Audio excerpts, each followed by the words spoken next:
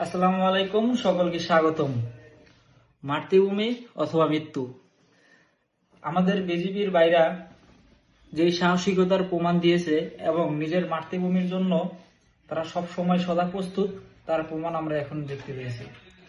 এবং আমাদের বন্ধু রাষ্ট্রখ্যাত ইন্ডিয়া তাদেরকে যে সঠিক জবাব দিয়েছে, তার জন্য অসংখ্য ধন্যবাদ আমাদের বিজিবির ভাইদের। আমরা সাধারণ জনগণ সব সময় তাদের পাশে আছি, ইনশাল্লাহ আগামীতেও থাকবো।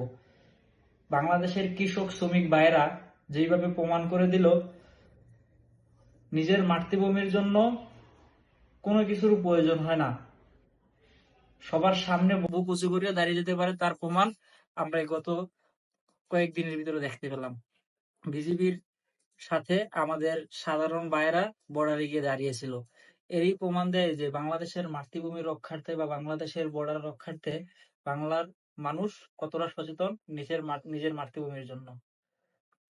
তাই আমাদের বিদেশি শক্তি বা আমাদের অপশক্তি যারা আছেন আমাদের বাংলাদেশকে নিয়ে চিন্তা ভাবনা করে বা প্ল্যান করে, তাদেরকে বারবার হুঁশিয়ার হতে হবে যে বাংলার মানুষ এখনো এক, আগেও এক ছিল।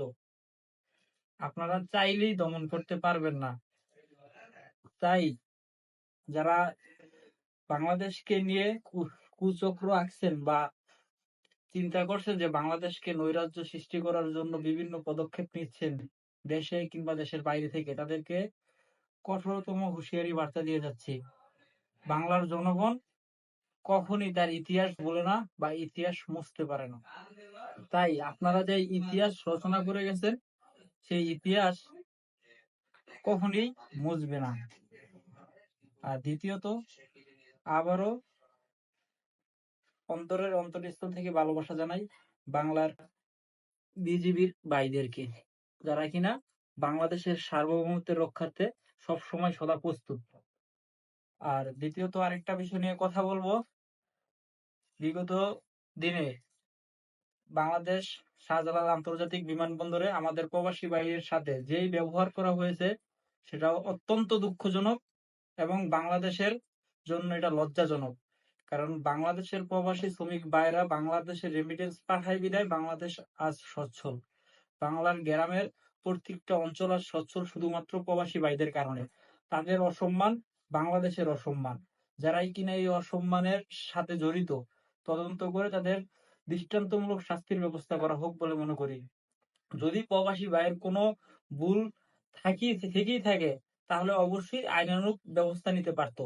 তাকে বিদেশ ফেরত এক প্রবাসী ভাইকে এরকম অন্যায়ভাবে অনিয়মের সাথে অত্যাচার বা নির্মমভাবে মারার কোনো কারণ আমি মনে করি না বা কারণ আমার মনে হয় না।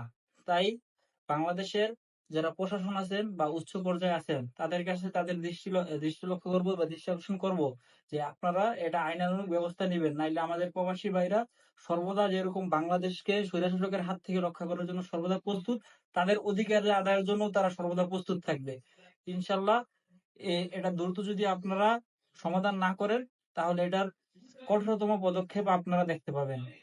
তাই আপনাদেরকে বারবার বলে দিচ্ছি, আপনারা এই প্রবাসী ভাইয়ের সাথে হওয়া অন্যায়ের বিরুদ্ধে কঠোরতম অবস্থান বাংলার মানুষ যেহেতু অবস্থান নিয়েছে, তাই আপনারা এটার সঠিক মীমাংসা দেন। এবং যারা এই কার্যক্রমের সাথে জড়িত, তাদেরকে দ্রুত সময়ের মধ্যে আইনের আওতায় আনুন এবং তাদেরকে একটা দৃষ্টান্তমূলক শাস্তি দেন, বা আমাদের প্রবাসীরা যাতে প্রবাস থেকে আসলে বাংলাদেশে তাদেরকে সুন্দর স্বাগতম জানানো হয়, তাদের সম্মানের সহিত তাদেরকে স্বাগত জানানো হয়। এই বলে আজকে আমার বক্তব্য শেষ করবো। আসসালামু আলাইকুম। তোমার দেশ, আমার দেশ, বাংলাদেশ, বাংলাদেশ।